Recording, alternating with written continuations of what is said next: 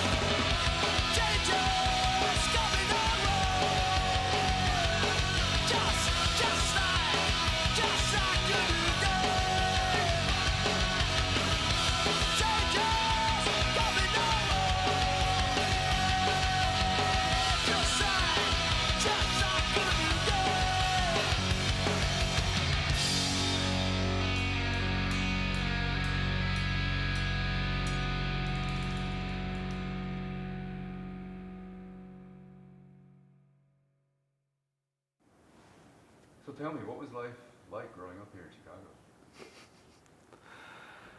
God. It feels so weird to me. It's like start from the beginning kind of thing. Sure. It's like a Freudian, tell me about your mother. And I'm like, my relationship with my family was never super good. And I never got what I needed from my blood family. I was always neglected or, whatever. This isn't crying, this isn't therapy hour. I could care less. But I watched, my parents, when my brother turned 16, buy him a new car. My brother had the opportunity to go to college and flunked out and spent all their money, things like that. But I was never afforded those. I always kind of thought I was adopted, maybe I was from outer space or something like that. Space Boy tattoo. I always just found it weird that parents could have a kid and not just 100% fully support them in anything they wanted to do, And I watched all the resources and everything go to the brother who stole from me, and I was just like, peace out, I'm out of here, And I don't even say adopted. I just showed up one day, at Chez's place and was like, I need a place to stay, And I'm not saying this is gonna be for 2 days or 3 days or 3 months. I can't, I'm not going home, I have no home. He's always had a really hard relationship with his mom. They've always been really distant. They never got along. He slept at my parents' house all the time. I sort of became adopted by Chez's family. As long as I can remember, he's always been a very integral part of my life, I would say.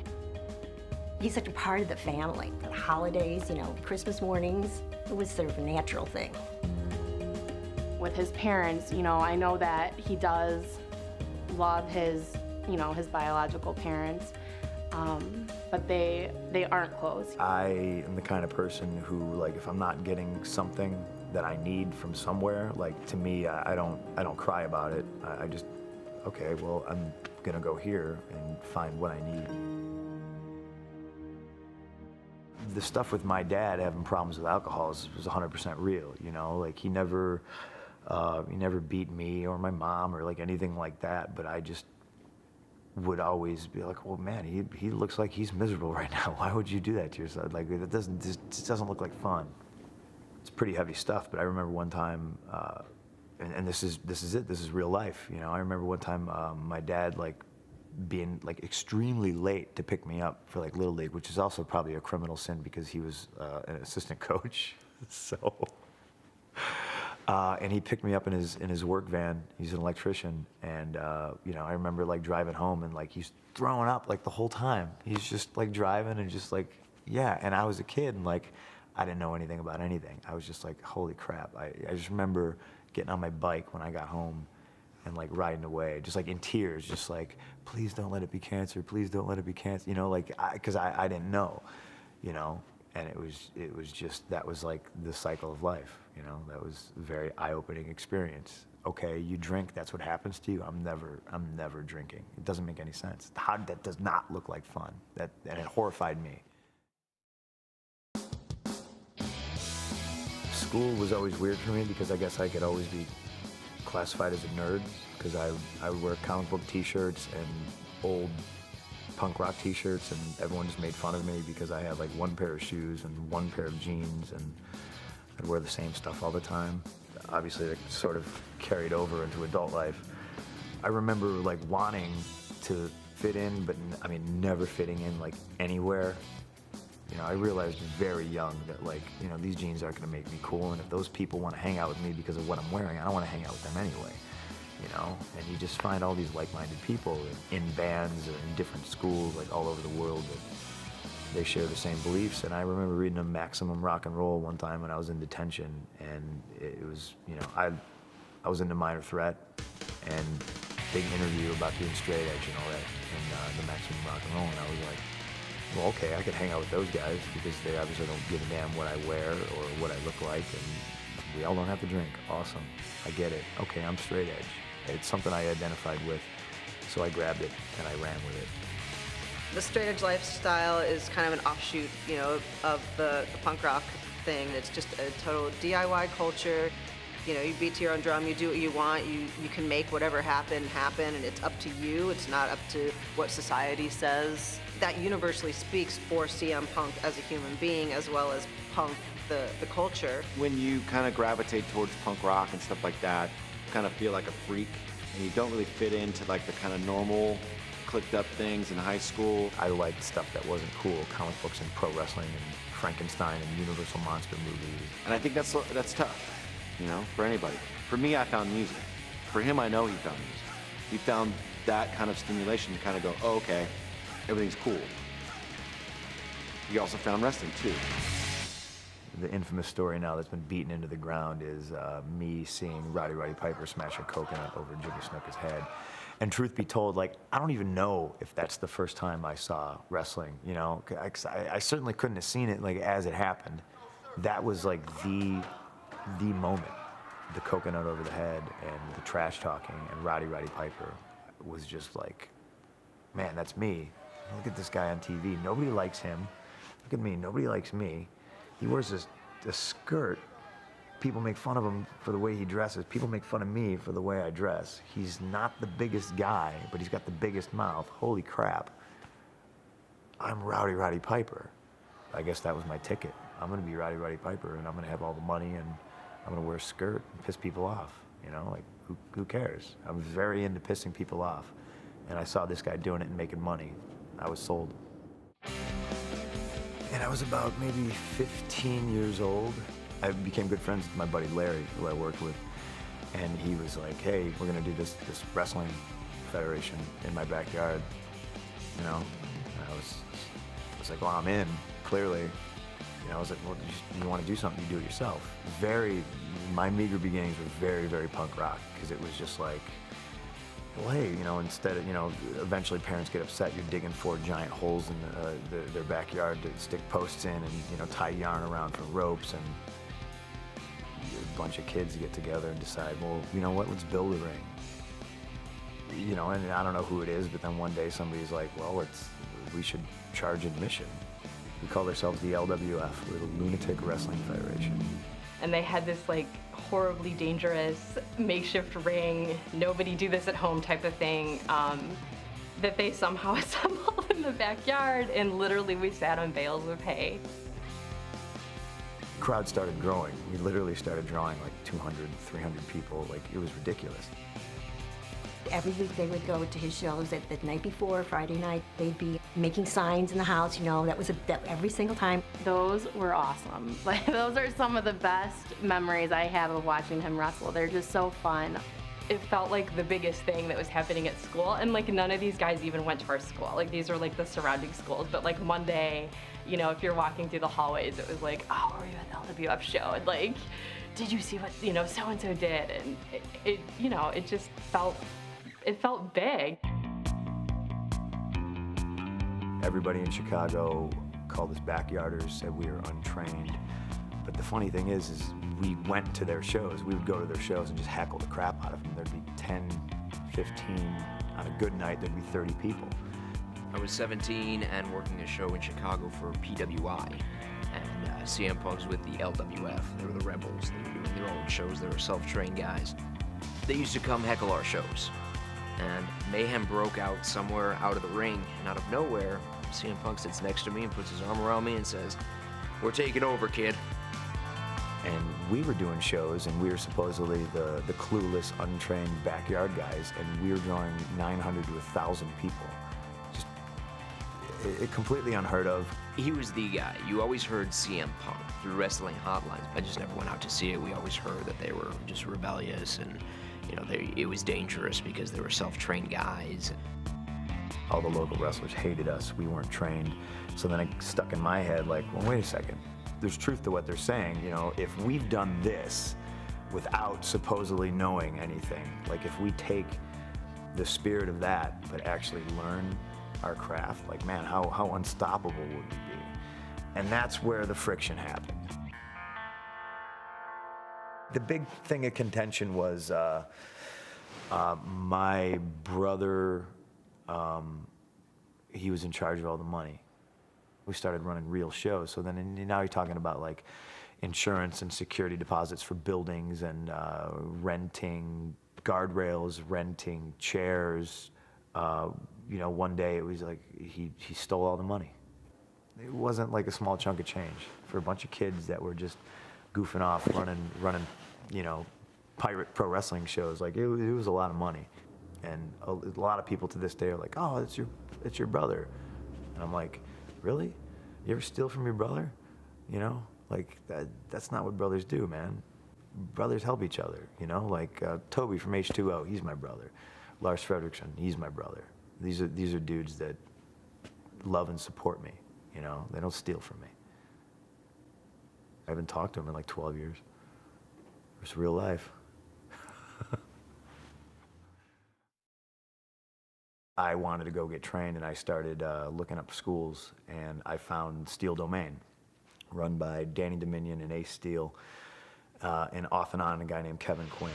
We had drills, we had training, we had a lot of, you know, running the ropes and leapfrogs and drop downs and hip tosses and just, you know, what you would call the basics, so to speak. Maybe 2 months after I started training, I met Colt Cabana. And I remember, you know, you'd see the different guys coming in and out of the gym. Out comes this guy who looked like a total slob. Colored hair, some tattoos, just dirty jeans, just looked such like a dirty kid. Where we bonded was love of pro wrestling. At one point, Punk and Cabana had keys to the place, and they would come in on their off days and maybe just get in there on a Sunday. We both were on the same page. This is what we wanted to do, and we were from two completely different worlds. He was unathletic. He had lead in his ass. To do a leapfrog over a guy, it wasn't easy for him. And then on the other end, you got a guy like Cabana was, you know, he played college football, he was a natural athlete, so anything I showed Cabana running the ropes or whatever, he could pick up on that. Well, on the opposite end, the thing with Punk that was a strong point was connected with the crowd. The main story was me and Cabana found each other and instantly became best friends. You know, sleeping on floors, and you just find all these other like-minded people all over the country that are doing the same thing. And you just network. Wound up meeting all these people, and you know, I'm working 2 or 3 jobs to support my wrestling habit, but wrestling was like the priority. Like, I can't tell you of all the things that I neglected or missed or just completely ruined.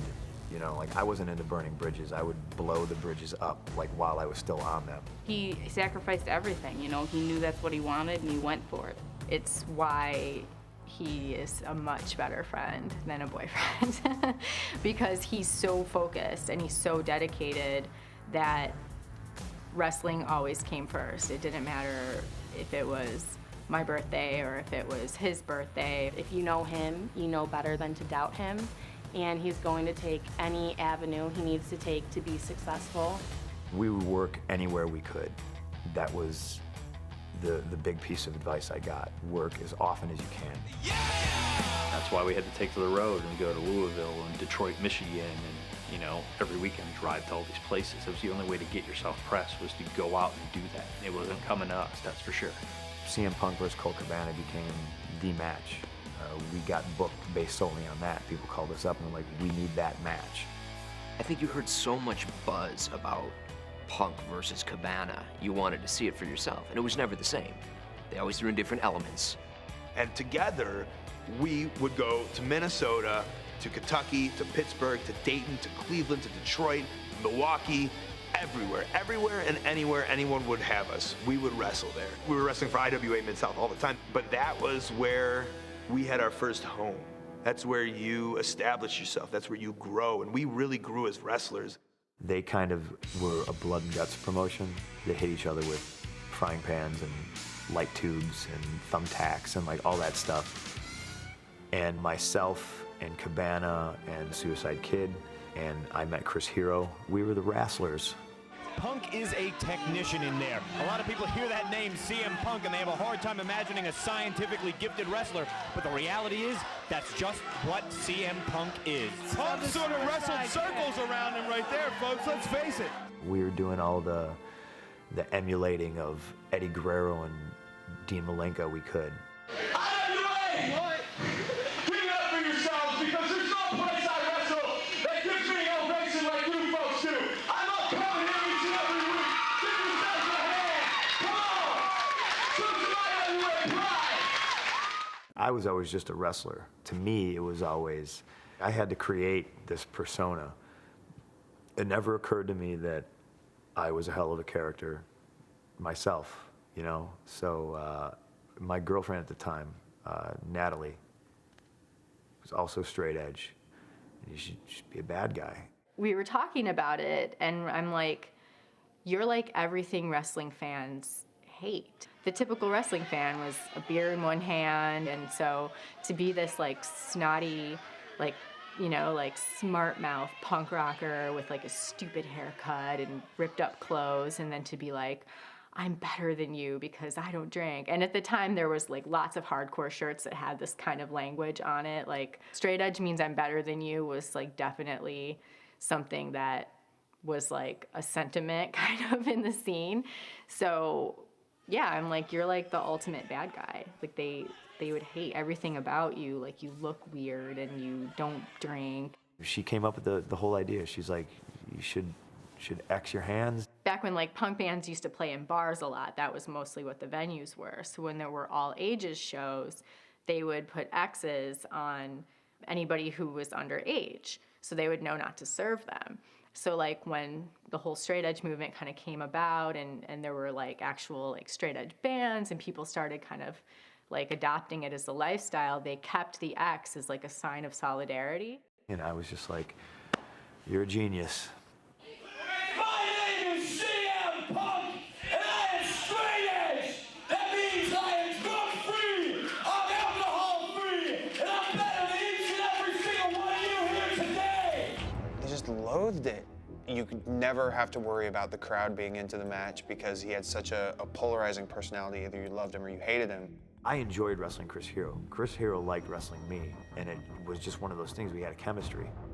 This quite possibly could be the most significant feud in IWA history. We didn't really have to communicate verbally at all. It was just, I knew what he did, he knew what I did, and it just worked. Last night in the barn, and Hero and I were doing a tables, ladders, and chairs match.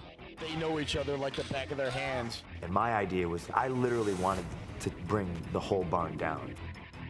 The bear! He just speared him through the wall! I know this is our last night in the building, guys, but I didn't know we were going to tear the thing down. I came up with the dueling rafters because I was literally trying to rip the barn down because I thought, what a way to go out. It was nuts. The people were so into it. The stuff that they did in that match was magic for that crowd that was there. Just as it was going on, you know, we were kind of hitting everything. Right on the money. I mean, they clicked. They're personifying what wrestling is all about right here, what kind of heart it takes. They are tearing each other to shreds over that title. At the time, it was the first time I experienced what I call magic. In the ring, I knew that what we were doing was good based on the fact that I could feel how captivated everybody who was watching was. There was this tangible energy in the air. It's magic. I had magic with Chris Hero that night, definitely. Everything aligned properly that night for us, and because of that match, that tape had gotten sent out everywhere, and people bought the tape, etc. That kind of launched us as far as, oh, CM Punk and Chris Hero, who are these guys? And it was very instrumental in us getting opportunities. And then it was like Punk and Hero in Pittsburgh, Punk and Hero in Detroit, Punk and Hero in Philadelphia, whatever. So we kind of like did the loop, and every match would be just a little bit longer, you know, 40 minutes, 50 minutes. We had an hour draw, and then I just thought, like, you know what? How about as an extra attraction to the match, let's have a match 2 out of 3 falls with a 90-minute time limit. Over an hour and a half of some of the most brutal, hard-hitting wrestling, high-flying, and technical wrestling you've ever seen. This is the first time I remember hearing on the Independence these guys doing hour-long matches and stuff. I was like, whoa. I became obsessed with old school pro wrestling. And the champion would travel around all different territories, and he would wrestle 60 minutes. That was a big thing for Punk. He wanted to be the Iron Man. That was one of his unnamed nicknames, was the Iron Man of professional wrestling. I thought I was good, you know? I really thought I was good. And then I got in the ring with Eddie Guerrero, and I was like, holy crap, am I bad? I mean, that was a big step up in competition, and that was a big test. But it gave me that attainable goal. You're talking about confidence level, setting new heights, climbing the ladder. Eddie helped him get to that. Throughout the Midwest, he was building up a good reputation as an incredibly hard worker, excellent on the microphone, fearless, and unapologetically confident.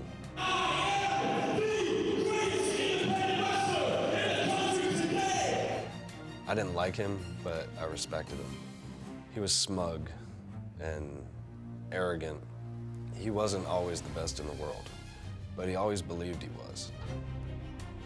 CM Punk toting all the gold. He's IWA Mid-South Heavyweight Champion, Light Heavyweight Champion. And then all of a sudden, buzz starts going around. People start hearing about this. Tape trading became really popular.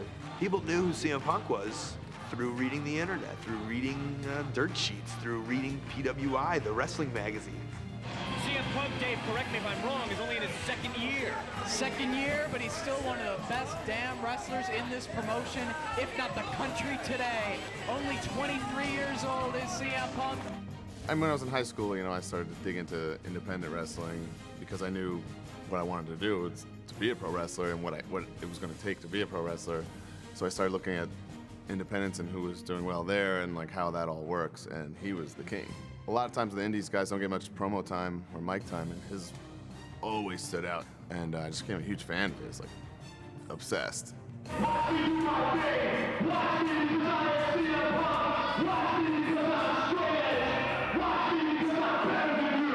I'm like a fan of indie wrestling. I've watched all kinds of wrestling, Japanese wrestling, lucha, American wrestling, and he was making waves. Each and every single one of you, including everybody standing on the sacred or in this ring, or anybody who ever crossed that threshold of that door and gave their blood, their sweat, their tears, put their life on the line. We put each other's life in our hands each and every single time we are in this ring. And whether you like me or you hate me or you love me, we do it for each other.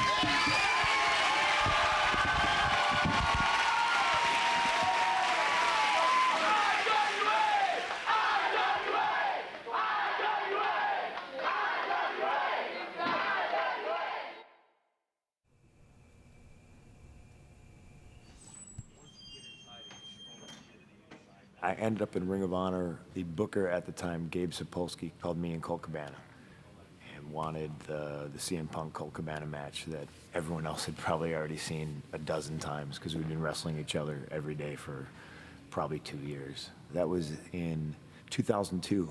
We were traveling all over the world. We were wrestling the independents. That was the big buzz. And then this new company came up, Ring of Honor, and it was based off of all the stars of the independent scene in one building for one promotion. We were making a little bit of buzz on a bigger stage. Not a huge stage, but a bigger stage than the barn we were doing in Kentucky.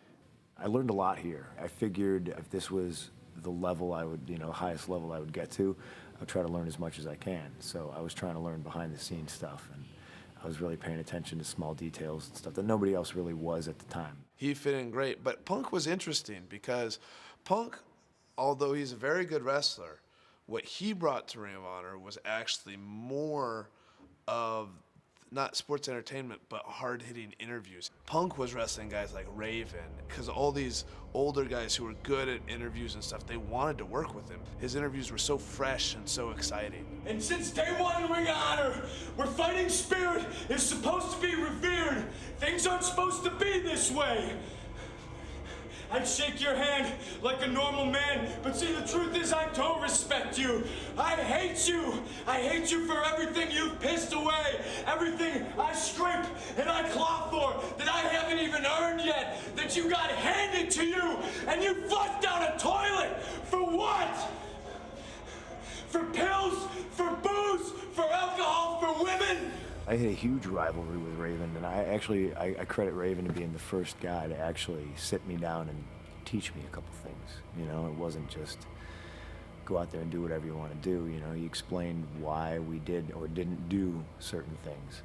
Me and him had a pretty good rivalry. I mean, I remember a lot of cage matches and dog collar matches and some brutal, violent, hardcore stuff.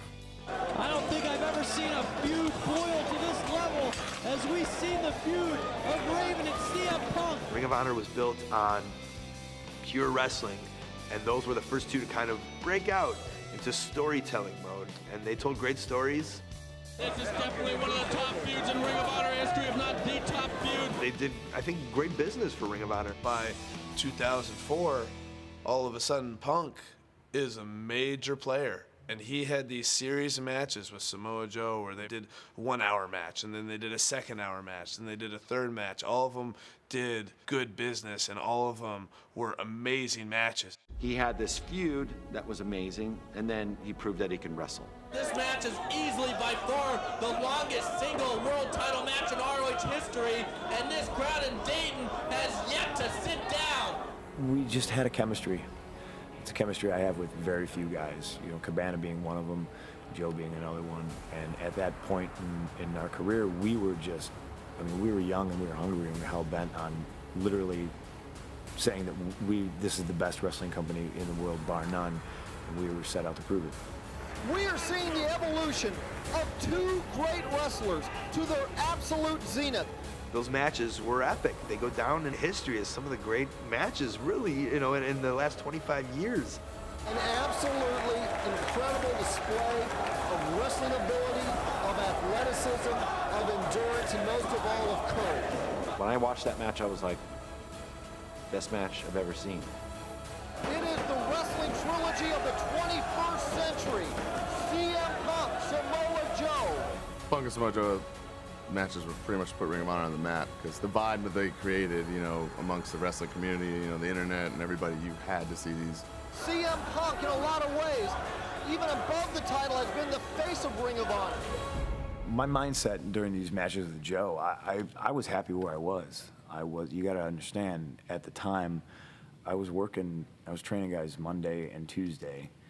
Wednesday, I was wrestling in Nashville. Thursday, I was training guys, and then Friday, Saturday, and Sunday, I was on the road wrestling. And Ring of Honor was 100% my priority. I was making a very comfortable living, and that was always my goal. So I wasn't trying to go anywhere else. It wasn't until a few months later when, I felt like I did everything. I conquered everything. I told all my stories that I get very bored, and I'm goal-oriented. So once I do one thing, I need to move to the next level. The only other place that I'd never, ever been was WWE. I remember I walked in here one day, I knocked on Gabe's office, and he looked up, and I just had this look on my face, and he just looked right at me, and he said, "You signed, didn't you?" And then I laid out this, my brainchild. I said, here's what we're gonna do. It's gonna leak that I was offered a contract or I signed with WWE, so let's use that. We use the internet to our benefit, right? They're gonna let me finish up, and I already talked to them. The only people who knew that were them and us. Nobody else had any clue. Once the news broke that I signed, it was, oh, so the next show is CM Punk's last show. And everyone came out to say goodbye to CM Punk.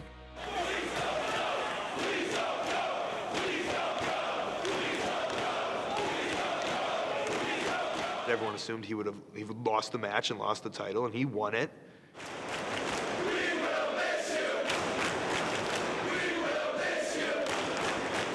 And then he got on the mic and he cuts one of his famous promos. This belt in the hands of any other man is just a belt. In my hands, it becomes power. Just like this microphone in the hands of any of the boys in the back, it's just a microphone. You put it in the hands of a dangerous man like myself, and it becomes a pipe bomb. Well, I was there alive again in Jersey when he won the title.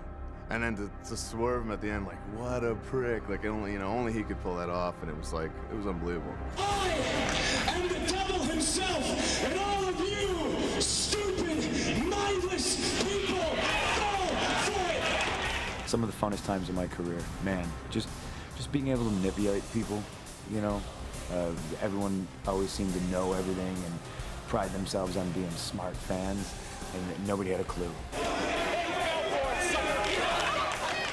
And I think the best part was just the people who think they're so smart, and inside myself included, you think you know, but they kept swerving you, and I was like, man, what is going on? It's pretty cool. I legitimately signed my WWE contract on the title. It's hilarious. Kiss my ass goodbye.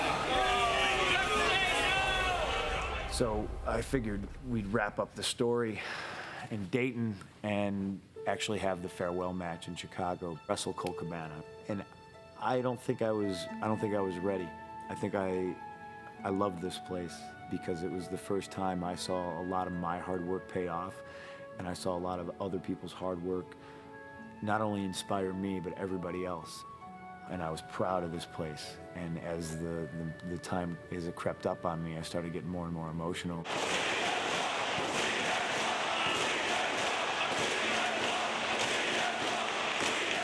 That last night was a pretty emotional night, not just for me, I mean for everybody. And I gotta admit, I'm tearing up right now. There's not a dry eye in the house.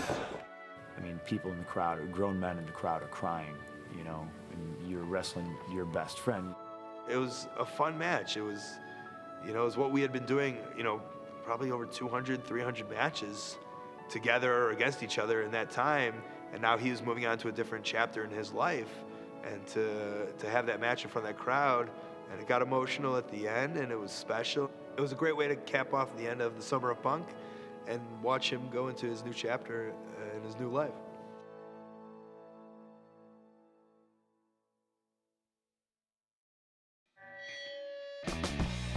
I run because it's the only thing you can do by yourself to kind of get away from everybody and from working out standpoint. I don't need a spotter. It's like me, a pair of shoes, a pair of shorts, and an iPod, and I hit it. It's fun. It's challenging to me. I've seen change, especially recently with him. I think he changed his diet around. You see the transition. You see how he's changing his physique, and his range of motions, I think, has increased because of that. What I've done to kind of change my body and get into the shape I'm in now, I think 90% of it's diet. At the beginning of the year, I cold turkey quit all meat.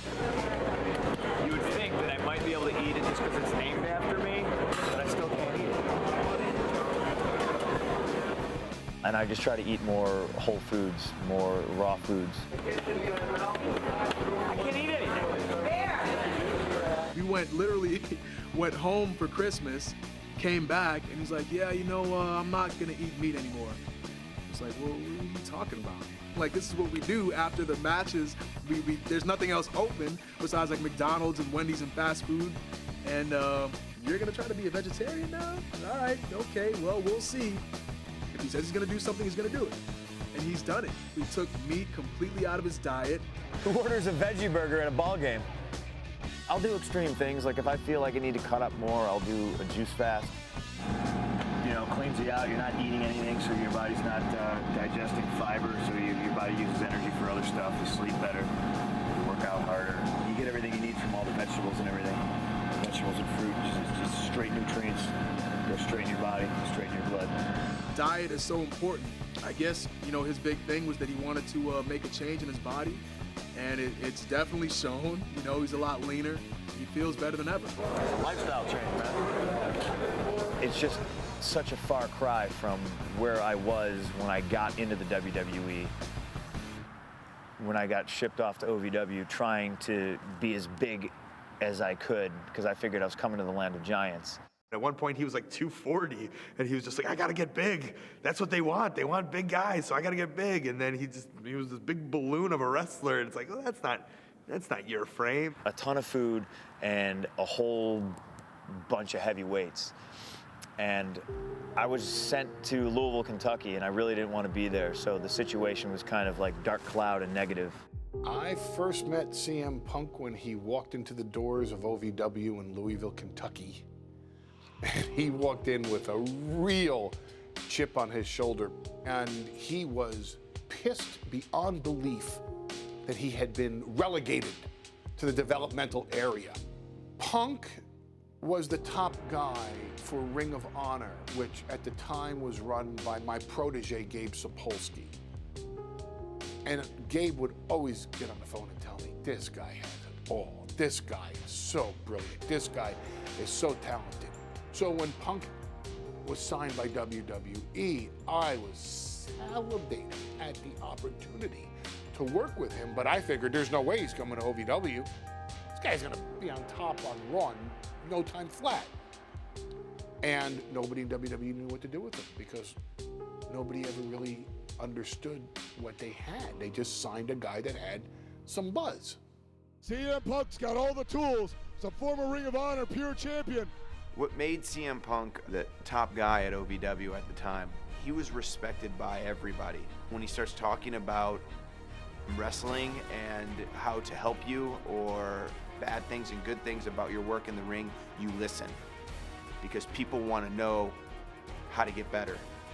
And if you can explain to them and elaborate to them how to get better, then people want to be around you. And if you're in the ring and you can make someone look better than they really are, people want to work with you. And everybody wanted to work with CM Punk. Talk about a young man who has walked in here and made a name for himself. I'm talking about Punk. Some of these people hate him, some of these people love him, but every one of them has to respect what he's done here at OVW. I actually got scolded several times when I was in OVW for writing, why isn't anybody from Raw SmackDown drafting this guy immediately? When Paul Heyman was down, kind of really taking the kids along and tutoring them down in OVW, we all heard a lot about CM Punk and what Paul Heyman was doing with him with a very high success rate.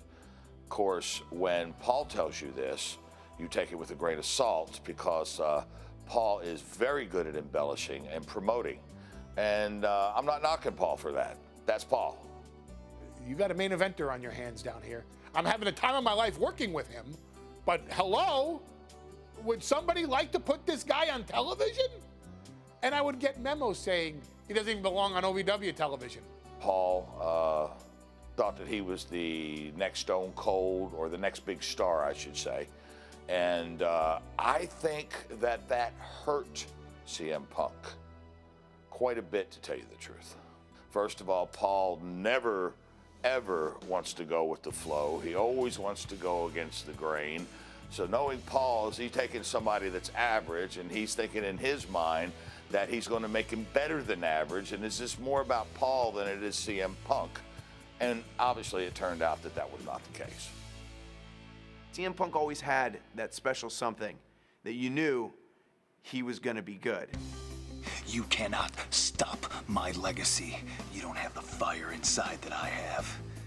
He's the type that if he's not good at something, or even if he's just okay at it, that's not good enough. He wants to be the best in the world. And he wanted to know everything there is to do in the WWE as well as the wrestling business in general.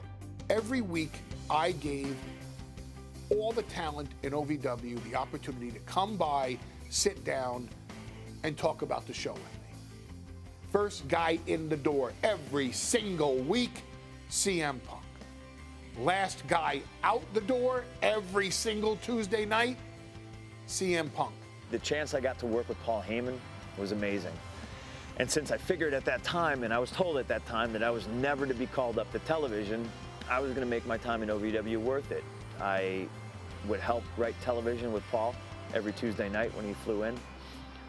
I would stay late Wednesday night and learn how to edit the show with Danny Davis and Paul Heyman. Paul taught me how to time out a TV show, a skill that dare I say, nobody on the side of the camera I'm on knows how to do. He wanted it. He had the ambition. Question after question after question after question after question, and he's just absorbing this knowledge. They taught me a lot, not just inside, but outside the ring. Because I figured, you know, I'm here, I might as well learn. While everyone else was out partying or, you know, trying to sleep, I was awake for 6 months, just 6 months straight. What an amazing competitor this man CM Punk is. His ability to turn adversity into an opportunity. I love going to work, you know. I did a complete 180 where it's like I hated being in Louisville, and then I turned that around and I made it a place I'd love to go to. You hear the crowd here at Davis Arena, CM Punk screaming at the top of their lungs. The only reason I wasn't messed with or given a new name or told to wear new gear or repackaged as something I'm not is Paul Heyman. I owe my career to Paul Heyman, 100%. You know, everything I did prior to WWE, you know, I would say, you know, I couldn't have done it without me. And as weird as that sounds, yes, there was promoters who booked me and friends who helped me along the way, but like CM Punk was always my vision and predominantly 100% me. And then when I got to OVW, I mean, he helped me navigate the landmines, you know, and when ECW got rebooted under Paul Heyman, I was under his umbrella, and he would not have me called up under any other name, and he was telling all these people that I saw say, like, oh, he's never going to be on Raw, he's never going to be on SmackDown, we're never going to call him up, we're going to keep him in OVW and then eventually get rid of him. And then Paul was like, well, we're doing this ECW thing, give him to me, let me have him, and I'll show all of you. It literally goes against every fiber of my being, but it's a lifesaver and it's a career extender. Because the way I came up, you jammed as many people in a car as you could. You drove across hell and creation for a hot dog and a handshake, and it just goes with the whole punk rock do-it-yourself credo and the roots of where I came from. It was very independent, and you know, you slept on floors, you slept at rest stops, you slept in the car on top of other people, and so to have this is a very lavish, almost to me unnecessary, extravagant sort of way to travel. It's an investment in my future, and it's an investment in my knees, in my elbows, in my sanity, really. I'm as hungry now as I was then. The difference, obviously, in pay scale is tremendously different. So when I started on the road, when I got called up from OVW to ECW, the thought was, okay, this isn't gonna last forever, you know? I need to make as much money as I can in a short amount of time, and I need to save that money, because it's not really about what you make, it's what you save. There was already a group of OVW guys that had been called up. I was familiar with them, so I would travel with them. I mean, I knew what I was getting into, and I was prepared for it. I'd been backstage before. You know, I just jumped in with both feet. Welcome to the world premiere of ECW. a new platform to introduce new characters. And, you know, for CM Punk, it really kind of gave him a chance to, you know, showcase his skills on a different level and really be like the, I don't want to say big fish in the small pond, but obviously ECW compared to Raw and SmackDown was, I guess, the small pond. Don't let these tattoos fool you. I'm straight edge. I'm a man of great discipline. I don't drink, I don't smoke, I don't do drugs. My addiction is wrestling. To me, the next generation of ECW superstars started with CM Punk. He was my first draft pick. He was the first guy I wanted from the developmental system. I wanted CM Punk to be the superstar, the wrestler, the personality that inherited the legacy and brought that legacy forward into a new generation for ECW. From Chicago, Illinois, CM Punk. They embraced it, and they let the world know you're witnessing the debut of a brand new star. This crowd reaction seems that he's getting a pretty strong response from the ECW fan base. I remember the first time I saw him, it was ECW. I was a freshman in college. I was in the dorms. And I sprinted down my hallway and I knocked on every single door. And I'm like, my brother's on TV, my brother's on TV. So I had my whole wing of the dorm like in my room and spilling out into the hallway to watch him. I mean, it was just so surreal to see him doing that. Huge opportunity for CM Punk, who has competed in Japan and Europe, but is now competing on worldwide television. He was hitting on every level. And the audience knew it, and Punk knew it, I knew it, and no one else would accept it because it wasn't supposed to happen that way. The attention was supposed to be on other people. And the fact that CM Punk was getting this momentum almost rubbed everybody the wrong way. He built a name for himself, like, I guess, the last territorial wrestler. He had a reputation from being one of the king of the indies, if you will. It's just you kind of hear about these guys, the stories become bigger and more overwhelming, and you know, you're always a critic. So when you finally see the product, it never lives up to the hype, and that's not a dig at him. That's just like, oh, you gotta see this. It's the greatest. It's the newest thing. And then when you see it, you're like, eh. And it wasn't that he wasn't good or wasn't polished. He is.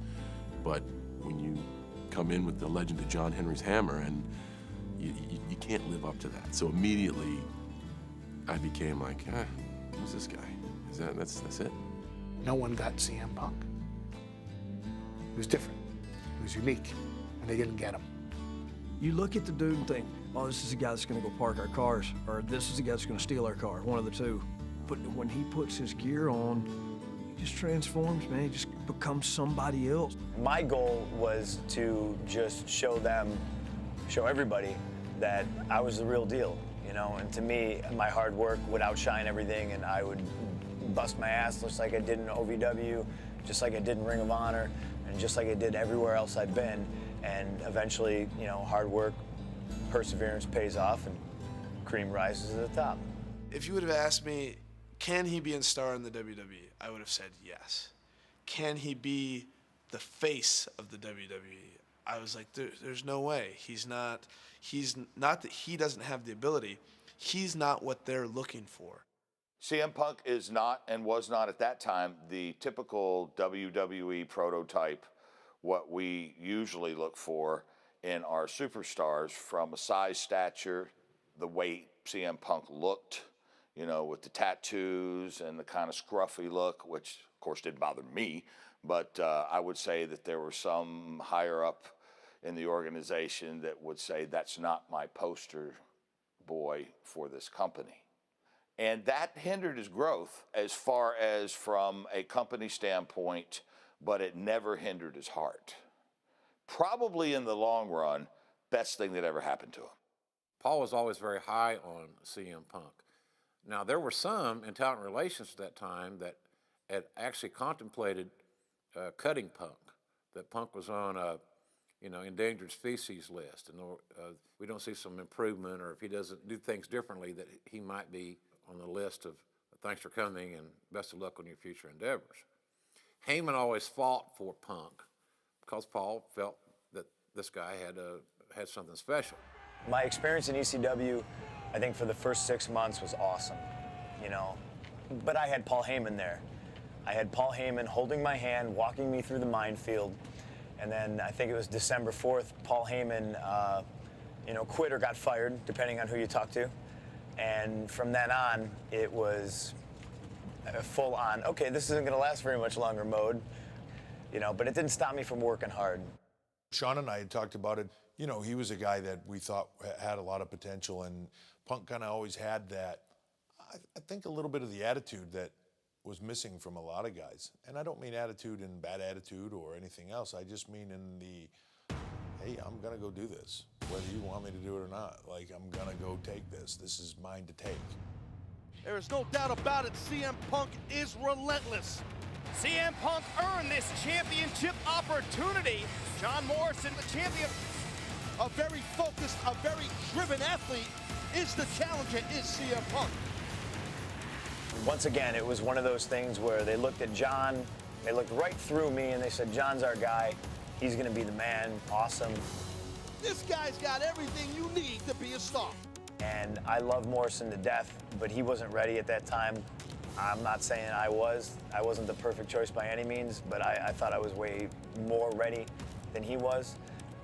And then me and him proceeded to have some of the worst garbage, if you even call them matches, on pay-per-views. I think we had 3 pay-per-views straight where it was just, we were the victim of time constraints and just about anything else, and both of us being young and stupid and trying to cram 15 minutes of stuff in 5 minutes, and the matches weren't good. They weren't good at all.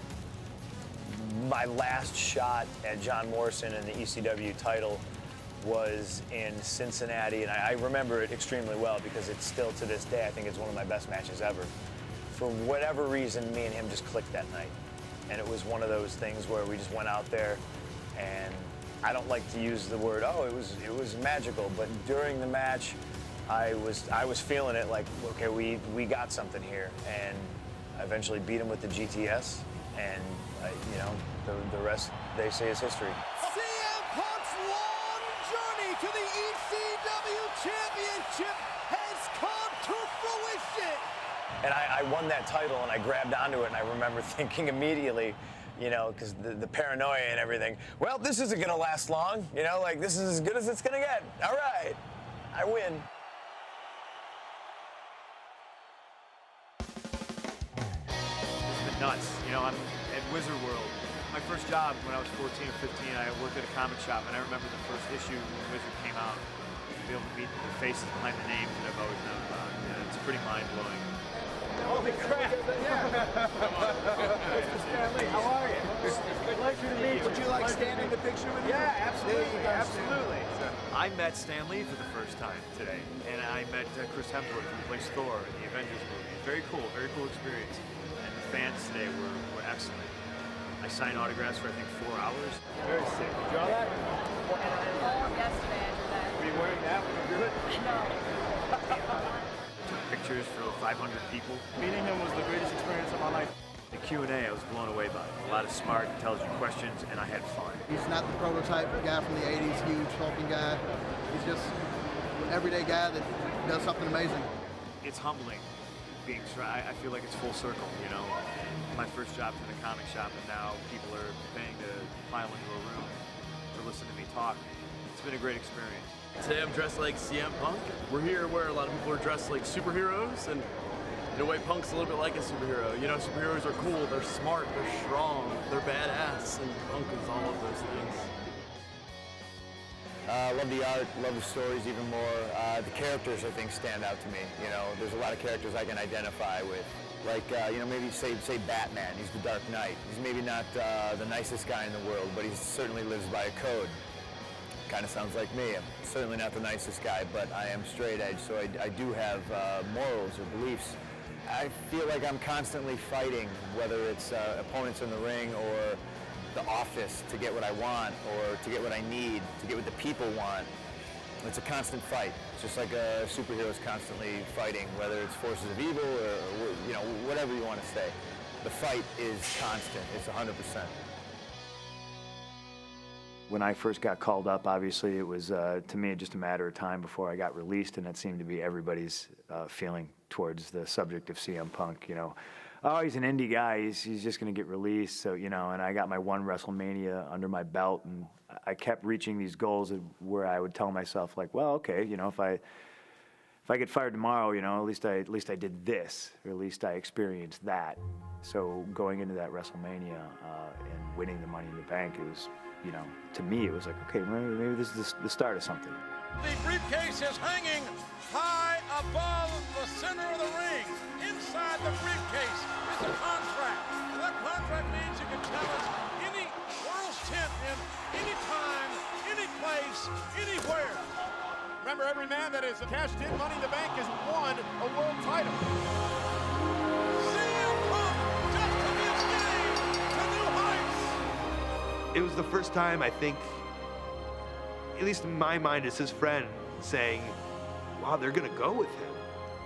Through all this time and all this struggle and all these battles of you're not corporate enough or whatever, but the idea that he still loves wrestling so much, he finally won a little bit of a notch. I remember that was the first time someone won the briefcase, and there was that kind of general feeling like, oh, well, Punk's he's not championship material, he's gonna be the first guy who doesn't cash it in and doesn't win the title and looks like a fool. Oh, wait a minute. Uh-oh. CM Punk is doing it. He's cashing in Money in the Bank. The DPS. The cover. Punk's done it. Punk's the champion. Oh, my God. Punk's the champion. It was pretty insane. It was, another moment where I was like, okay, this is it. I'm never looking back. I've made it to the top. I just won the world title. This is Ric Flair's title. This is Dusty Rhodes' title.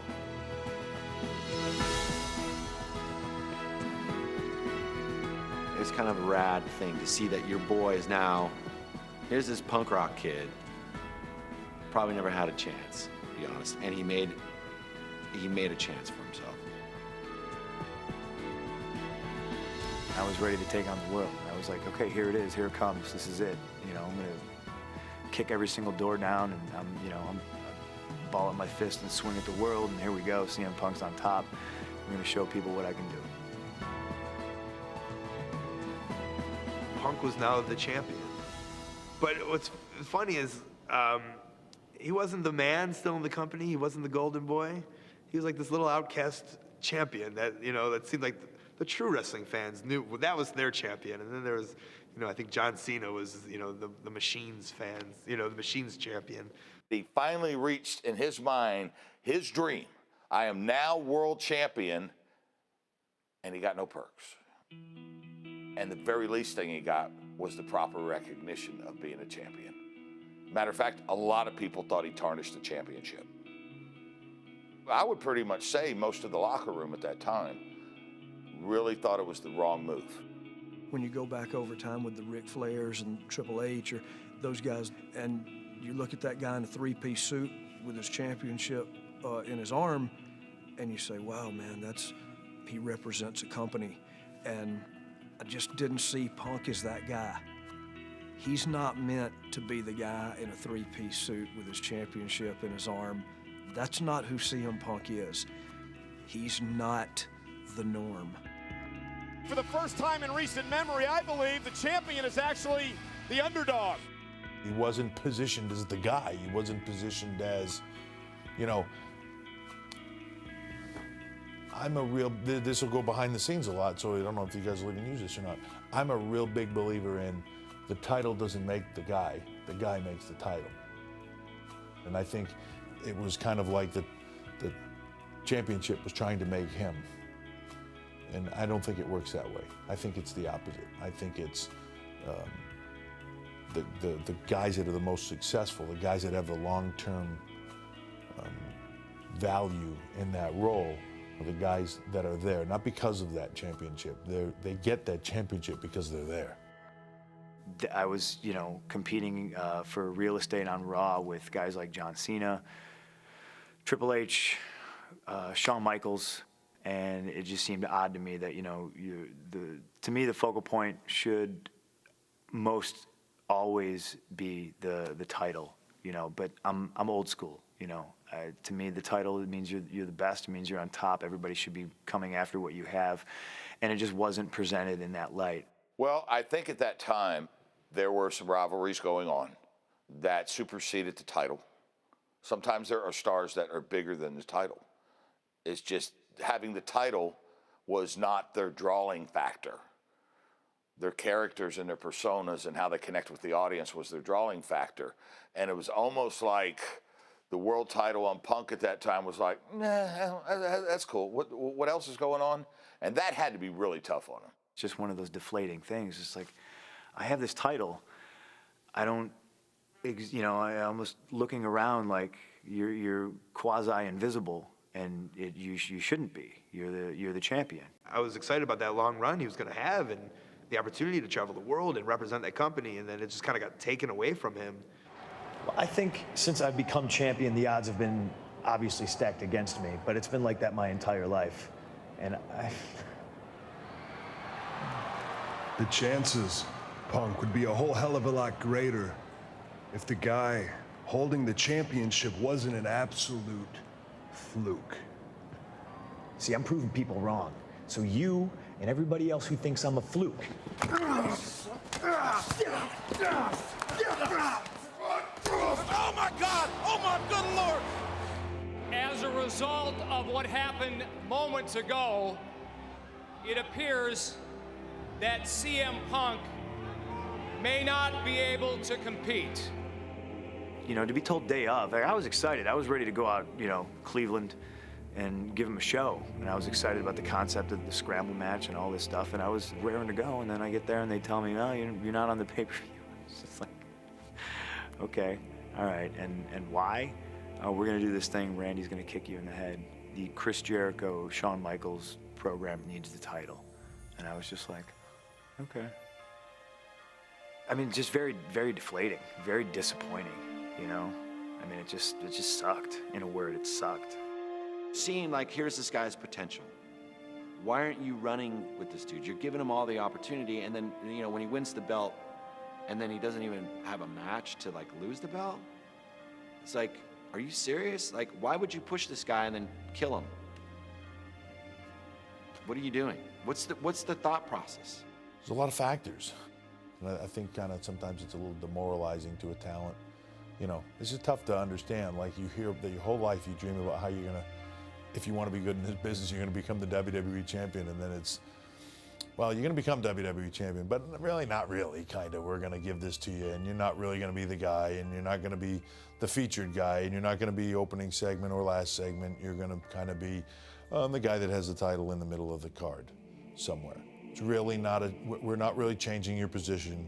We're just giving you this to hold for a little bit and then taking it away. It's a tough thing. The dynamic duo of CM Punk and Kofi Kingston. That was a blast. And it was, to me, back to having fun. I learned real quick that I'm not going to be able to make everybody happy. I'm probably going to piss a lot of people off. If I can stay true to myself and at least have fun while I'm doing it, then, you know, it's a win-win. Punk and Kingston have done it! They're the new World Tag Team Champions! For me, being in the ring with him, I got really lucky. We won the championship, so now we're traveling together, and I'm getting all types of knowledge from him. And watching him in the ring, I had the best seat in the house. CM Punk is the #1 contender! The future opponent, William Regal, in the Intercontinental title. The rivalry that I had with CM Punk was probably the best thing that I've done on WWE television as far as wrestling quality. I developed a relationship with him prior to me even signing with WWE, and he was one of the guys that believed in me from the start. And he said he wanted to work with me, and that's a hell of a stamp of approval. And I had a lot of fun getting the crap beat out of me every single day. One thing we've learned about CM Punk over the years is that he's a survivor. Punk and Regal getting to work together was just great to watch. It was just nice and stiff. You know you're going to be in a fight when you're in there with the Intercontinental Champion. Him and Regal had these great, amazing matches. CM Punk, new Intercontinental Champion in his hometown of Chicago. It's another one of those, I'm still fighting for real estate sort of thing. Here I was looking around at everybody like, okay, hey, I was the heavyweight champion, you know, I was that guy, and then, hey, I was the tag team champion, and we're still not doing anything, and it's like they moved me on, and now I was the IC champion, and it was just like, it was still a fight. It was a fight to do anything. Welcome to the 25th anniversary of WrestleMania, and we kick things off with the Money in the Bank ladder match. I was as shocked as anybody else. Can Punk do it? Punk does it! So my first thought was, oh man, what a rib, this briefcase. You know, I gotta carry this thing around, I gotta travel with it. 365 days a year, I gotta carry this Halliburton, and it's plastered on the side of it, it says WrestleMania, you know? So like, I can't hide anywhere. I can't hide in airports, I can't hide in restaurants. But I did carry my gear in it. So now I'm thinking, okay, this is another great opportunity, but surely I'm gonna be the guy that cashes in and loses. You know, never in my wildest dreams did I guess that, you know, lightning would strike twice. The Goddess Leash connected, both legs are hooked, and CM Punk, for the second consecutive year, has cashed in his Money in the Bank contract and won a championship. I mean, about the same, if not a little bit less excited, because, you know, they've already proven their track record, so it was almost just like, okay, two-time champion here, let's, you know, hooray, just trying to get excited about it. And I'll tell you why I was excited about it. Earlier in the day, I had a meeting. Michael Hayes finds me, and he says, Vince and I need to talk to you. So I walk in, I sit down, and Vince looks at me and he goes, I have a challenge for you. And I'm thinking, great, I love challenges. What do you got for me? He says, we're eventually going to see if you can run as a heel. And I have my reservations, but Michael here thinks you might be able to do it. And now I'm insulted. Now I'm like, I'm sitting there and I'm going, what? Wait. So he tells me this, and once again I go, what's the challenge? So I want to see if you can be a heel. I said, Vince, what's the challenge? Is he, Michael, is he f***ing with me? What is he doing? You know, I want to see if you can pull this off. I don't know, I don't know if you can pull this off. And I was just like, okay, well, sit back. In 3 months, I'll be the best heel in the company. Biggest bad guy you've ever seen. Don't worry. I think at first Vince looked at that and went, I don't know if he has that within him. And I saw it within him because I saw a man that was dying to come out and be the guy. And he had the perfect guy to do it against in Jeff. I finally got something I could sink my teeth into. And that was the most exciting part for me. You see, now I know why you people love Jeff Hardy so much. It's because you are all just like him. The reality is, none of you have the strength to be straight edge. That was the first time somebody would hand me, oh, here, we wrote your promo. We wrote your promo, Mr. Punk, and they would hand it to me. And it was written from somebody else's perspective about how I view the world and everything like that. Nobody could ever know what's in my brain. And I realized it was up to me. I decided, you know, they've put the title on me for a reason. They've given me the ball. I need to start doing the stuff myself. You know, it's the only way to get the job done. So from that point on, anytime anybody would hand me something just to prove a point, I would rip it up right in front of them and just throw it in the garbage. Sometimes it's on the floor. And they'd be like, oh, here's you. And I'd be like, hey, thanks a lot. And yeah, that's a little harsh, but I was proving my point, you know. Like, I know I understand that they had the job to do, but, you know, come to me, find me. We can work on it together. Don't hand me what you think is in my brain, because you'll be wrong 100% of the time. There were a couple times, and I think Punk will tell you, he can be a real moody prick. and that would come out and shine, and not just to the writing team, those guys that he knew he could tear it up in front of, whatever they were suggesting he say, also to me, and even people higher up. He was very opinionated. He knew what he thought he should be saying and doing. It seemed like the more successful Punk got, the more he wanted to control what he was doing and really didn't want a lot of help from the creative team. The people who cheer for Jeff Hardy are just slaves to the vices associated with his living in the moment. Honestly, a lot of the ideas, I'm not saying they were all mine, but a lot of the stuff was stuff that I was doing on the indies because I was doing the straight edge thing for almost a decade already. Jeff, you're a dreamer, man. A guy like you could never beat me. I'm straight edge. A lot of it was rehashed from what I'd done previously, but just on such a grander scale. It was a lot more fun. You gravitate towards Jeff because it's the easy way out.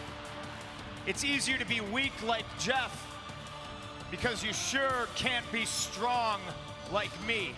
He is a great good guy, but just an amazing bad guy. And the first 3 or 4 years, he was a good guy in WWE, he was a fan favorite. And I was just like, oh, just wait till he eventually, and it brought him that whole new life. And you can boo all you want. I know why you boo. You know why you boo. It's because I tell the truth, and the truth sometimes hurts, doesn't it? And that's where he's the best. Jeff, look at yourself. You're a joke.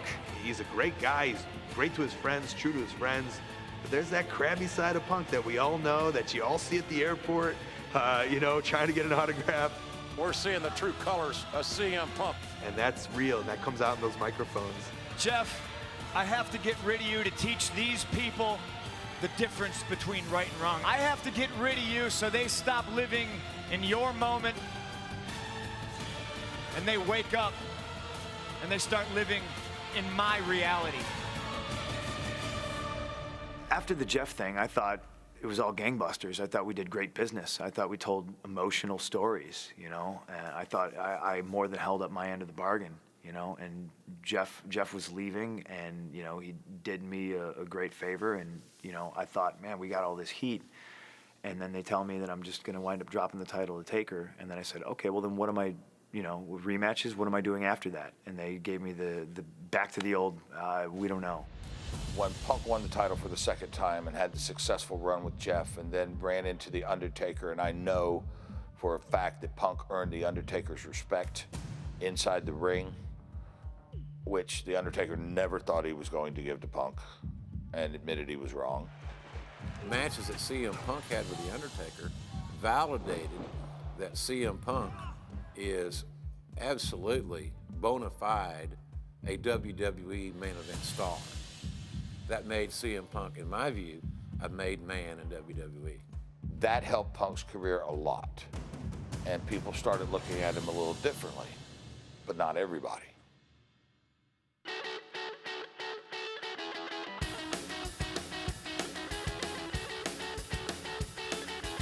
My first tattoo was the cover of the Operation Ivy album, Energy, and I decided to get one because I thought I was a little badass kid.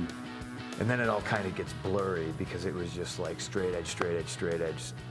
And I kind of wanted to immediately just dive in head first, and I never wanted to have a real job. So I immediately got, I think I was 17, I got the drug-free tattooed on my knuckles, and then I went all out and got the straight edge rocker on my stomach, and I was just all in.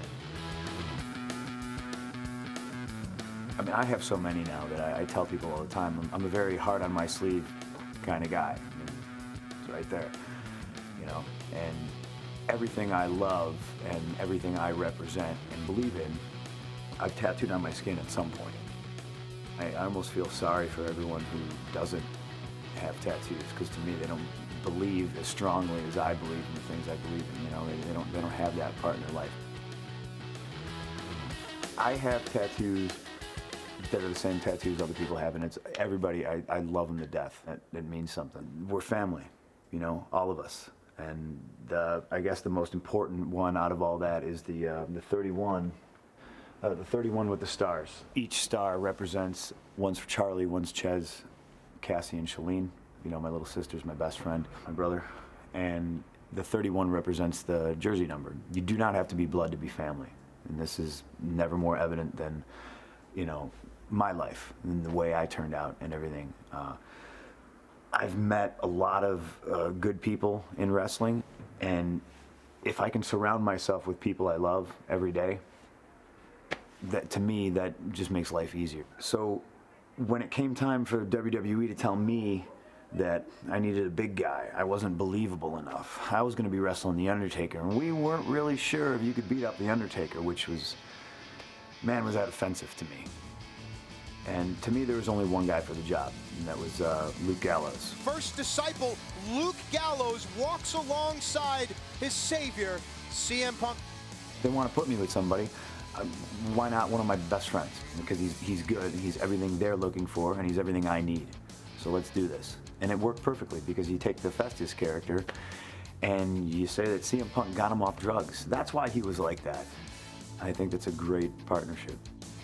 Luke Gallows has clarity of mind, clarity of body, and clarity of spirit, all because of the pastor of purity, CM Punk. And I thought I had the brightest future with that crew. And I was surrounded by all this talent. Gallows is phenomenal, and so is Serena. And Joey's an excellent worker. Joey Mercury is part of the Straight Edge Society.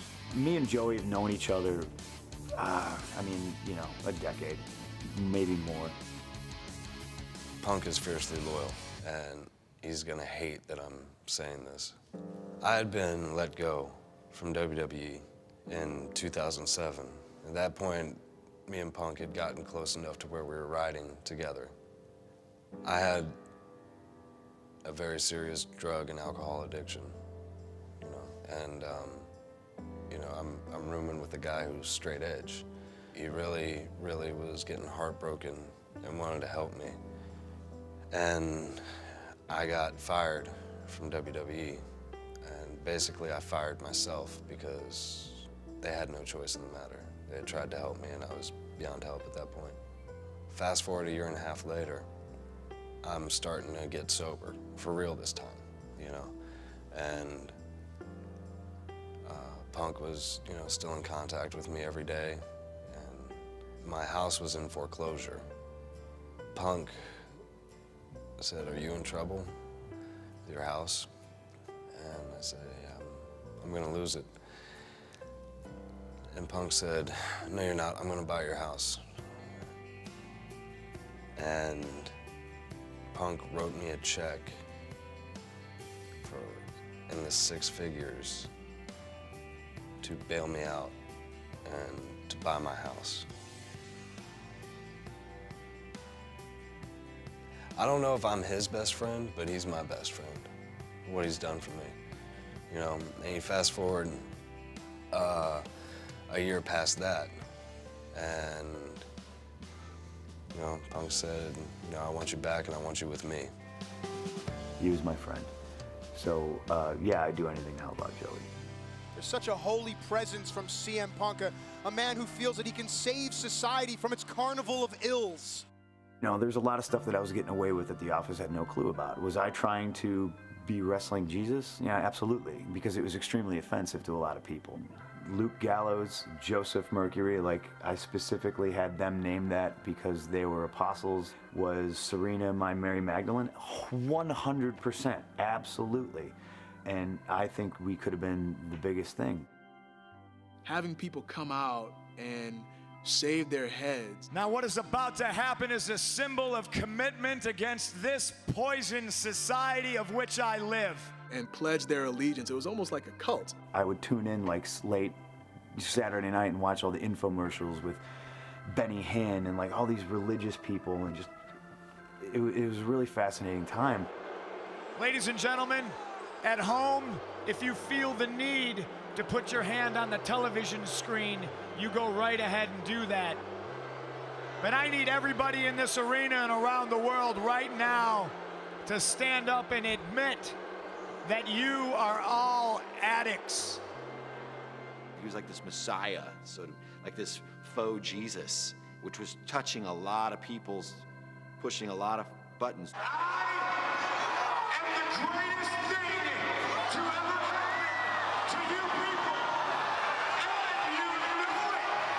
I've heard on more than one occasion somebody in the crowd say, "He's the devil."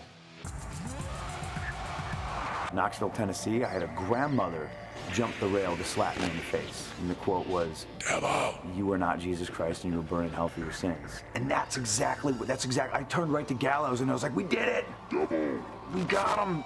And that was the desired reaction I want. "You're the devil!" I wanted this emotional, just guttural, just hatred. Devil. I wanted people to slash my tires, set my car on fire, chase me out of town with pitchforks and torches. Devil! When he was doing the Straight Edge Society, there was nobody who was getting as much heat from those people as CM Punk was. He was the most hated man in the company. For a while, that thing was very, very hot. It doesn't take a genius to figure out that you people boo me because you are apathetic and you feel sorry for yourselves. And Punk embraced it. It was so art imitating life and life imitating art as the leader of that. I mean, he was the leader behind the scenes, he was the leader in the ring. Pretty much like everything he does, Punk's a controller. He likes to control what's going on, and most successful stars do. I am the leader of a straight edge society. Make the pledge to stand on my side, one nation, under Punk, indivisible, with integrity and sobriety for all. I can't gush enough about the Straight Edge Society. And, I mean, partially because that was 100% me. I created that. That was the brainchild of me, getting stuck. I main evented SummerSlam, and then like at the next pay-per-view, I was in a dark match against R-Truth. And then I went to Vince and I said, "This is unacceptable." And I went home and I wrote 14 weeks of TV. And I came in next week and I threw it on his desk and I said, "That's what I'm doing. Right there. That's it. I'm not doing this anymore." This, you know, like, I don't even know if he looked at it. I think just the fact that I was ambitious enough to be like, there could have been one cover sheet and a bunch of blank pages, and he was just like, "Wow, awesome, cool, you know, whatever." And I was kind of tucked away on SmackDown, so I could get away with more, you know. And man, I can't say enough about it. Straight Edge Society was awesome. It should have been more. There were a lot of things that led to its demise, and a lot of those things pissed me off and got me to the point where I was done. That was the last straw. Straight Edge Society just fell apart and unraveled and fizzled and died a slow death, and that was it. I was done. I gave them chicken salad, and I watched them turn it into chicken, you know. And here I was taking everything that they were giving me and turning it gold, and I tried to reciprocate, and it wasn't happening. I think when Punk and the SES was doing so well, and then Punk felt that people were trying to jostle it around and it wasn't his vision anymore, that he did become, very disgruntled. And, those are things that happen because at the end of the day, no matter what you think, no matter what Punk thinks, no matter what I think, the person that runs this place and owns this place and is responsible for this place will make their decision. And that's the way we're going to go. I'm a huge fan of music, and I'm one of those people that listens to all sorts of music. Obviously, predominantly punk rock and hardcore. I got heavily into Minor Threat, Operation Ivy. Operation Ivy becomes Rancid, and then here we are in Clifton Park in Northern Lights. We're here to see Rancid today. I'm friends with the band, which is pretty mind-blowing considering I first got into Operation Ivy in like the early 90s, and it was after they'd already broken up. I figured out that they formed a new band called Rancid. So like 1994, I heavily got into Rancid. Turns out Lars from Rancid is a huge wrestling fan. So when worlds collide, about, I don't even know how long ago, we hooked up, met each other, and we've been pretty much best friends ever since. I listen to music, I don't want to say to escape or to get away, because I don't live in a fantasy world, I don't try to run away from anything, but it's very much a way to relax, honestly. Anytime I'm frustrated, especially with my maybe position in WWE, I can throw my headphones on and, you know, I could smash a workout out. You know, I can go running and just get lost and forget about it, you know. I try to leave stuff at work. A lot of times it wouldn't help, but anytime I throw my headphones on and listen to the music, I got a place to go. I was the most pissed off guy on the planet. Frustration level was at, you know, a 10 or maybe an 11. I don't think there was anybody in the company that was more pissed off and more justified, but this is, of course, this is my opinion. I could detail so many different things, you know, so many straws that broke the proverbial camel's back. But a big one was Miz being in the main event of WrestleMania. There wasn't a better bad guy in the business than me. And to watch somebody literally just get handed this, and, you know, I was standing there looking at everybody like, you know, he likes to say, really? And that was, you know, that was me standing there like, oh, I just didn't get it. And it was a monumental slap in the face to somebody who has as much pride as I do. And I just figured, in my world, you know, the best good guy fights the best bad guy, the best show in the year. And it was just another time I got passed over. To me, there wasn't really any validation for it. It wasn't because he worked harder than me. It wasn't because he looked better than me, or he was a better bad guy. Nobody could tell me any good reason as to why I was, once again, you know, taking a back seat. I'll never forget. It was Long Island, New York at the Nassau Coliseum, and we were getting really close to the time that Punk's contract was finishing up. And I went down and I asked him, and he told me, he said, you know, I really don't want to leave here. I just don't like the way things are. He said, I'd like to see some change. And I think change would be for the better. Sometimes you have to play the hand you're dealt. He said, no, I don't. I don't have to play anymore at all. They were trying to get me to sign a contract probably 2 years out from when my contract expired. And I did a solid 12 months of just ignoring them. You know, yeah, I'll talk to you later. I got to go do this photo shoot. Oh, they need me to go do this interview. You know, and I would skirt around it. And then probably about a year out, I said, I'm not interested. Their response was, well, what do you want? And I said, I want to go home. I was with him every week, and I was pretty sure he was gone. I mean, he said it every week, you know. This is it, and then it was almost like a countdown. Fed up is an understatement. I was tired, I was sick, I was mad, I was feeling repressed, I was upset, crabby, probably wasn't too much fun to be around. I'm kind of hard to deal with as it is. Just literally crossing off days on a calendar, counting minutes, counting days. You know, I remember him saying, it's always stuck with me, is he said that, you know, I wish I didn't care, because he could just come in, re-sign a new contract, get paid, and go about his business and, you know, live a very comfortable life. But really, it's not about the money for him. It's really about being able to be that top-tier guy. There are a lot of people who just do this for money. Lots of them. You know, there are guys who are hiding in the back right now, hoping that they don't get picked for a Superstars match tonight, because they just like to chill out and earn their money and just not do anything, you know. Punk is not one of those guys. He wants to be the guy who's in 30-minute matches. He wants to be the guy who everybody looks to for advice, for direction. He wants to be the guy who's the leader. He's the first guy I've seen in a long time want to walk in the door and own this place. I walked into the building in Las Vegas, the Thomas and Mack Center. I was feeling really liberated, like this is it. You know, this is, I think it was my second to last TV. I walked in and one of the writers came up to me with a big smile on his face. He goes, you're gonna love this. They're gonna give you a microphone and they want you to air your grievances. And I just looked at him and I was like, well, surely you can't be serious. And he texted me and he's like, they said I can say whatever I want. And all he's ever asked for is that microphone. That's all he's ever really, he's told me, he's just like, even 5 years later, he's like, all I want is that microphone, that opportunity. John Cena, while you lay there, hopefully as uncomfortable as you possibly can be, I want you to listen to me.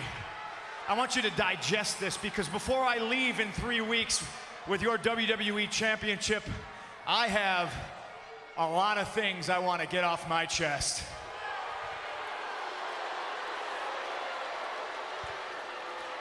I don't hate you, John. I don't even dislike you. I do like you. I like you a hell of a lot more than I like most people in the back. I hate this idea that you're the best. Because you're not. I'm the best. I'm the best in the world. There's one thing you're better at than I am, and that's kissing Vince McMahon's ass. You're as good as kissing Vince's ass as Hulk Hogan was. I don't know if you're as good as Dwayne, though. He's a pretty good ass kisser. Always was and still is. Oops, I'm breaking the fourth wall. I am the best wrestler in the world. I've been the best ever since day one when I walked into this company, and I've been vilified and hated since that day because Paul Heyman saw something in me that nobody else wanted to admit. That's right, I'm a Paul Heyman guy. You know who else was a Paul Heyman guy? Brock Lesnar.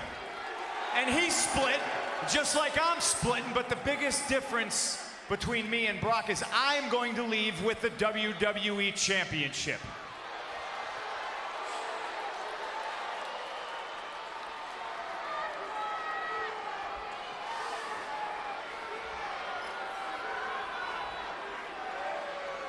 I've grabbed so many of Vincent K. McMahon's imaginary brass rings that it's finally dawned on me that they're just that. They're completely imaginary. The only thing that's real is me, and the fact that day in and day out for almost 6 years I have proved to everybody in the world that I am the best on this microphone, in that ring, even at commentary. Nobody can touch me. And yet, no matter how many times I prove it, I'm not on your lovely little collector cups. I'm not on the cover of the program. I'm barely promoted. I don't get to be in movies. I'm certainly not on any crappy show on the USA Network. I'm not on the poster of WrestleMania. I'm not in the signature that's produced at the start of the show. I'm not on Conan O'Brien, I'm not on Jimmy Fallon, but the fact of the matter is I should be, and trust me, this isn't sour grapes, but the fact that Dwayne is in the main event of WrestleMania next year and I'm not makes me sick.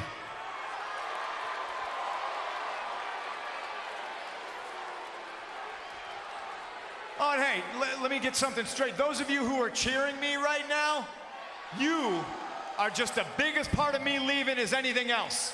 Because you're the ones that are sipping out of those collector cups right now.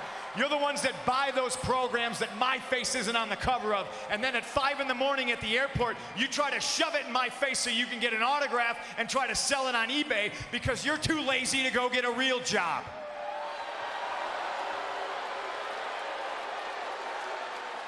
I'm leaving with the WWE Championship on July 17th, and hell, who knows, maybe I'll go defend it in New Japan Pro Wrestling. Maybe I'll go back to Ring of Honor.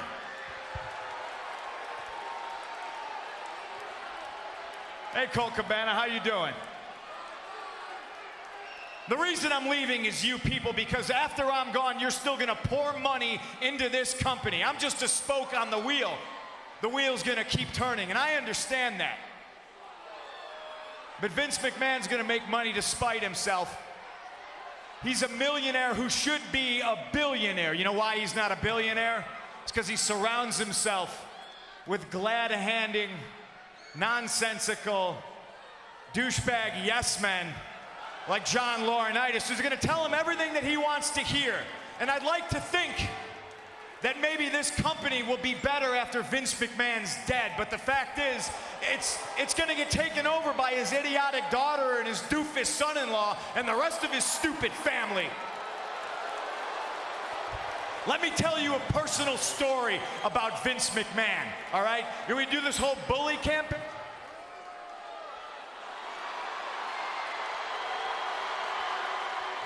That promo is an entire WWE career of frustration being just let out. And not only mine, every diva and superstar in the back, everybody that has worked here and been released unjustly. I think everybody who's ever worked here on any level has felt the frustration. And you know, it was almost the start of a revolution. I mean, the feedback I got from that promo alone, just that night was overwhelming. The vibe backstage was so indescribable, like just people freaking out, like on eggshells. You felt it, you know, like I'm getting goosebumps thinking about it right now. It changed the whole scheme of wrestling. And that's like, to be able to do that just because you've stood your ground and you've kept to your ideas, that's what life really kind of is all about. The moment where you go like, there it is. It's like the Austin 316 thing or whatever. Oh, there's the moment. It was a launching pad. And, you know, that promo by anybody else, I think is just another promo. But the way he delivers it, the truth behind everything, the reality of a lot of it, for that all to come out on live television. And then literally after it, the internet explodes. Jim Rome is calling him, and ESPN and Sports Illustrated and GQ magazine. It put him in a whole new stratosphere of, you know, the world of wrestling. Hello. It's 5:30 in the morning. I'm on zero sleep. I'm in Boston, and I'm about to go do a whole bunch of media.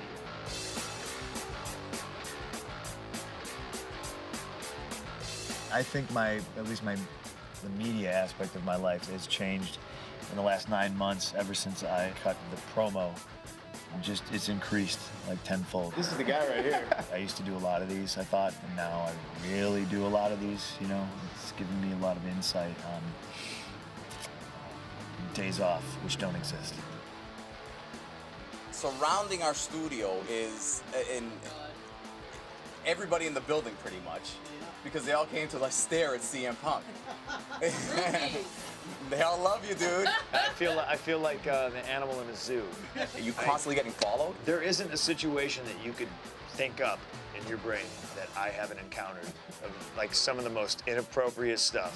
I've been asked for my autograph at a urinal. Yeah. I've been asked for my autograph at a funeral. Really? That was the one that really crossed the line. Since I cut that promo, it's a different level. Please welcome Chicago and WWE superstar CM Punk. And I'm in the public eye way more. Man, I like everything about him. I like that he speaks his mind. I mean, I like that he's an awesome wrestler, and, you know, he goes out there for the fans. And he just stands for what real fans want, and he wants change, and I like change in the WWE. I just think I struck a nerve. I've reached a new level. His controversy, his decision to go or decision to stay really did put WWE on Front Street, but more importantly, put CM Punk on Front Street. You made national headlines. You transcended wrestling publications and things when you were going through your contract situation with the WWE. I was literally just counting days. Like, I'm just gonna go on vacation. I'm gonna go sit on my couch. I'm gonna go do things that I, haven't ever had a chance to do. I have some freedom for once. When they told me that they were gonna go ahead and, make a story out of it, that I was leaving, I was just like, dude, whatever you want, as long as I'm, I saw the light at the end of the tunnel. And if they wanted me to do it on television and say, I'm leaving, then that was fine with me. It just made it more real. That's why every time you saw me grab a microphone, it was 100% me. And now here's that honesty I was talking about. That honesty that's probably gotten me in trouble more times than I'd like to admit. The brutal honesty I'm known for. July 17th is the day my contract with World Wrestling Entertainment comes to an end. I was really leaving. This is as real as it gets. The clock strikes midnight, I'm out of here. I actually signed a 2-day extension, just to cover the pay-per-view, because otherwise I was done. And it was, if I was in anything less than the main event of that pay-per-view, I wouldn't have signed that extension.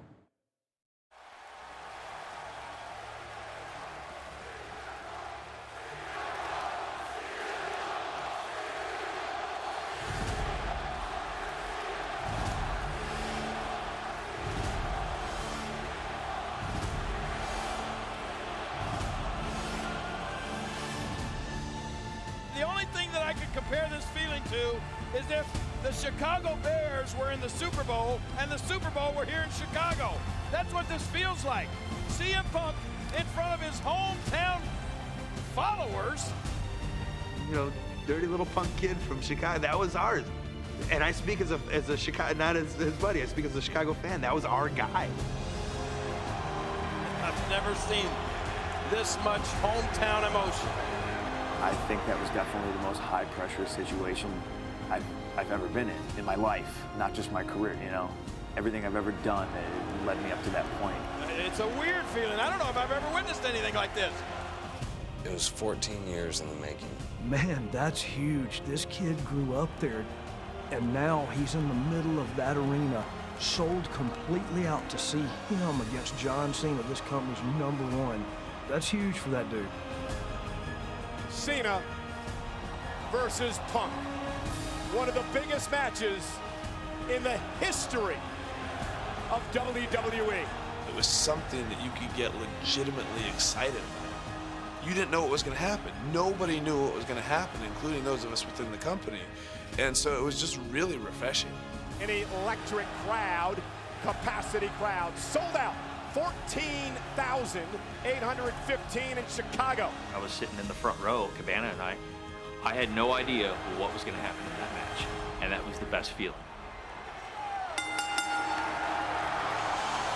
One of the most anticipated matches in history. They're all cheering for CM Punk. That was such a match.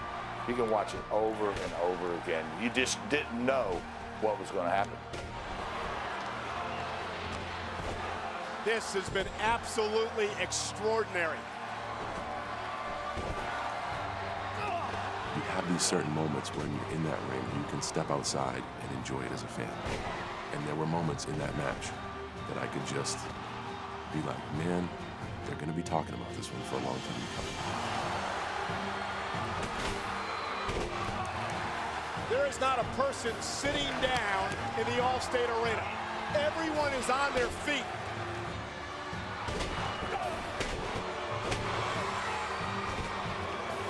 This is one of those matches that people will remember for the rest of their lives.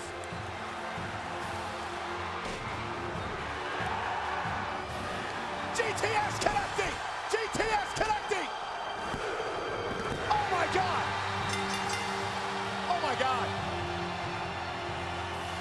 When he won that match, that was just amazing because that completely took me by surprise. So I was pretty psyched about that. CM Punk is leaving through this hometown crowd with a WWE Championship. It was amazing. I jumped right in a car and I drove home. Threw the title in the refrigerator. I know he's told me that 2 conversations he had really changed his thought about whether to stay or go. And one was with Lars. The other was with me. And Punk said, I don't know. What should I do? Talk to me. And I said, what do you want to do? And he said, I want to make a change. I want to change this place for the better. And I said, you can't change anything from your couch. And I know from conversations since then that that meant a lot to him. That put it into perspective for him. I re-signed my deal halfway through the Money in the Bank show. So when that show started, I was still out the door. I was still negotiating. And as Vince said, you have me over a barrel here. I don't feel like I settled on anything, contrary to what I said on television. Like, I wasn't in this for silly demands, and it wasn't even about the money. It was simply 100% about the respect and being placed on the card where I deserve to be. It is better for the whole company. He's a top guy, he's a marquee guy, but not just to the world, not just to the fans, not just on the marquee. He's a leader in the locker room now. He's respected, he leads by example. He has become a leader and not so much a loner, and he's embracing that. He's going to the younger talent, talking to them, helping them tweak their matches, discuss them. And he's enjoying this big brother feel, if you will. Whether he wants to admit it or not, he is, and I saw it. And he's having a good time. Punk helped save my job, basically, because I started my YouTube show, Z True Long Island Story. My career was going nowhere. I had a lot of followers on Twitter, and Punk was one of those guys like, hey, watch this show or follow Zack Ryder. And that was such a huge, like, I needed that. That was a huge boost for my career. The buzz that he created was great. I think he's a trailblazer. I think he's opened the door for a lot of guys that don't fit that typical 8x10 look, that have great passion and great condition and are athletic and are tough and are smart to make their way to WWE and earn a great living. Is one of the most dedicated pro wrestlers on this planet. CM Punk always strives to be better and to be the best, and he's not going to come down for anybody. So if you're not working as hard as him and you're staying in this tier, then you're not working hard enough, because all our goal is to be bigger than CM Punk right now, because he's the man. There is no quitting that kid. He's amazes me every day.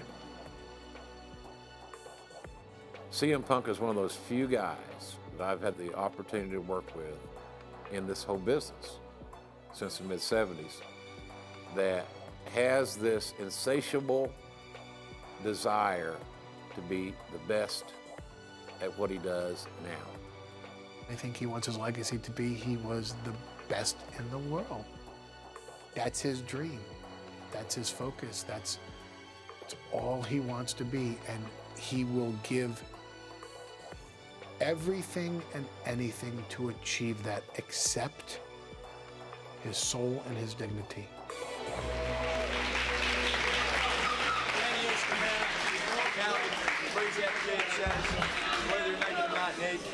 Thank you. My name is CM Punk. I am straight edge. I am drug free. I am alcohol free. You're all right with me tonight.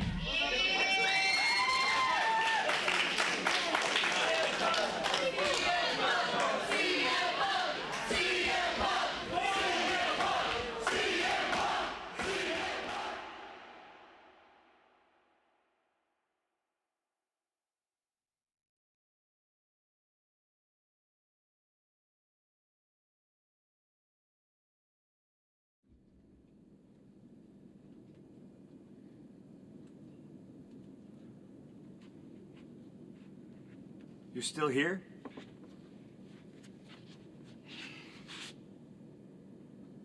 It's over. Go home.